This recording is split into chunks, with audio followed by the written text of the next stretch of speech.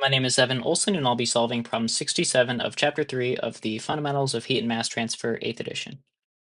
The problem statement says to consider the cylindrical hay bales in the previous problem.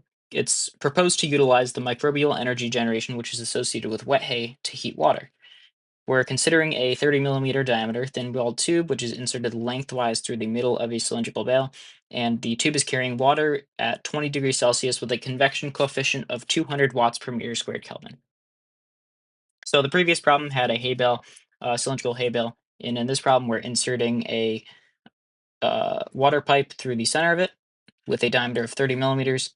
The hay bale itself has a diameter of 2 meters, and there is microbial heat generation occurring inside of this volume here, equivalent to 100 watts per cubic meter because this is wet hay in this problem. The hay bale has a thermal conductivity of 0.04 watts per meter Kelvin, and there is an ambient temperature of 0 degrees Celsius with a convection coefficient to the air of 25 watts per meter squared Kelvin. There's going to be heat transfer occurring from the hay bale to the air and from the hay bale to the water, and there will be no heat flow occurring in the tangential direction. Starting off with some assumptions for our first part, which says to determine the steady state heat transfer rate to the water per unit length of tube. We know that the system is steady state, where there's going to be a negligible thermal gradient in the pipe, meaning that it has a very small wall thickness, and so it's not going to impede the heat flow. There's going to be constant isotropic material properties, which means a constant thermal conductivity throughout the entire hay bale, as well as one-dimensional heat transfer only in the radial direction.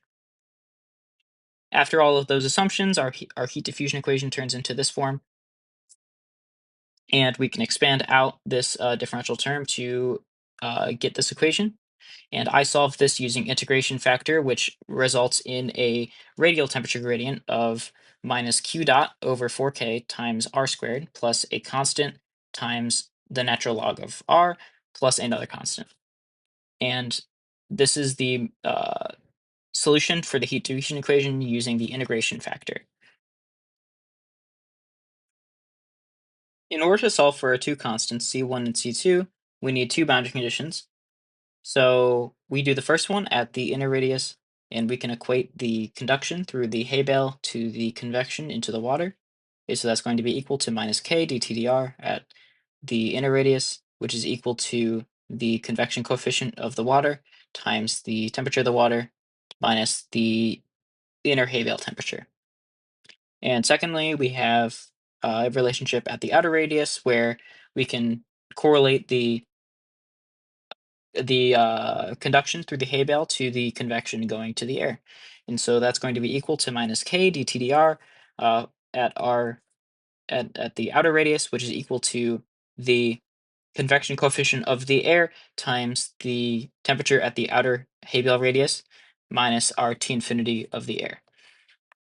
And so these are the two equations that we are going to be plugging into our boundary conditions to solve for our constants. And so this we plug this dTdr into this equation here, and we plug Tr into this and this. And that's, we get these equations here. And we can rearrange this to solve for C1 and C2, C1, C2 right there, and this equation as well. So we have two unknowns and two equations, and we can plug this into a matrix and solve using RREF and MATLAB or similar. And the solution to these constants is as follows. So we get 143.989 for C1 and 899.9196 for C2. And so our temperature distribution turns into minus q dot over 4k times r squared plus 143.989 times the natural log of r plus 899.9196. The temperature at the inner radius is going to be 294.7 degrees Kelvin, and the temperature at the outer radius is going to be 274.9 degrees Kelvin.